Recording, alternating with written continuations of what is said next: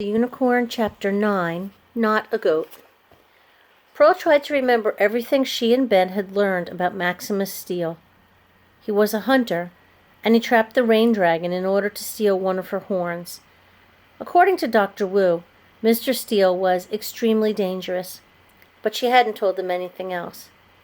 Is he mean enough to hurt a unicorn? Pearl asked. He would do anything for a prized horn. Dr. Wu picked up the crumpled note and tossed it into a wastepaper basket. But there's no time to discuss that right now. I must visit the Unicorn King and find out what has happened. Good luck, Ben said. Please take us with you, Pearl pleaded. This was the opportunity of a lifetime. She had to go. We can help. I don't think. Dr. Wu paused. Then she pressed her fingertips together and gazed at Pearl. In any other situation, I would be hesitant. Mr. Tabby has not yet trained you in certain procedures. But in the case of a unicorn, Pearl, you might be of great value. Really? Pearl beamed. While the Kelpie preferred Ben's scent, unicorns prefer the company of young girls. In fact, only a girl can summon a unicorn. Hey, Ben cried. Violet had found the yellow knitted hat in his back pocket and was nibbling on the yarn. He pulled it free. How come you keep eating my clothes? She blinked rapidly. I can't help myself, little darling. I just love to eat. Goats like to eat everything, Pearl said. I saw a show once where a goat was eating a tin can. Am I right?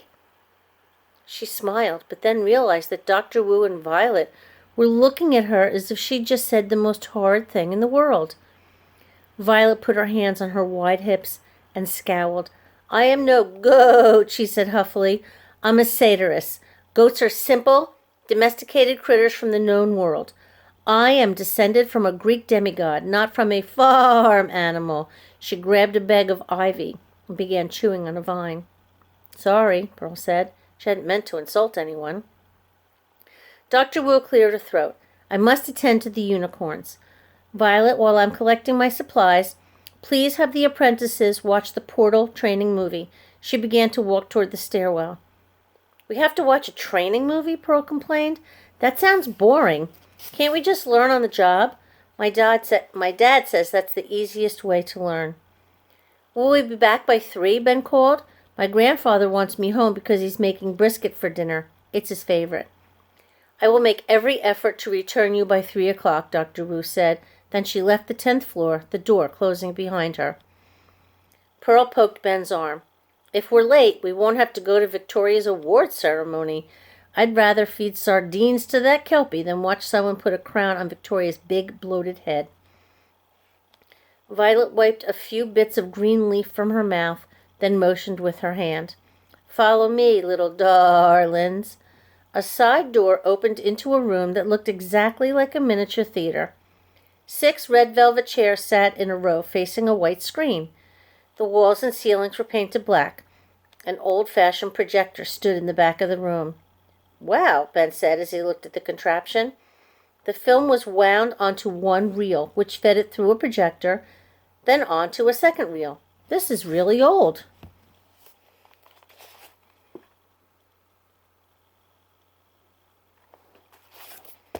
Have a seat, Violet said, her hooves click-clacking as she walked to the projector. Pearl and Ben chose the 2 middle seats. Even though the hospital theater was small, it was so much better than the one in Buttonville, where the seats leaked stuffing and the metal springs poked into your back. The old popcorn machine always overcooked the kernels so that you had to spit out the little burnt bits. That was why the floor was crunchy and sticky at the same time. Violet darkened the room, then switched on the projector. A beam of light shot through the lens and onto the screen. Should we take notes? Ben asked. Is there going to be a test? Pearl groaned. She hated tests. No matter how much time her teacher gave her to study, she always seemed to forget something. You all pay attention and there'll be no need for a test, Violet said as she left the room. The movie began.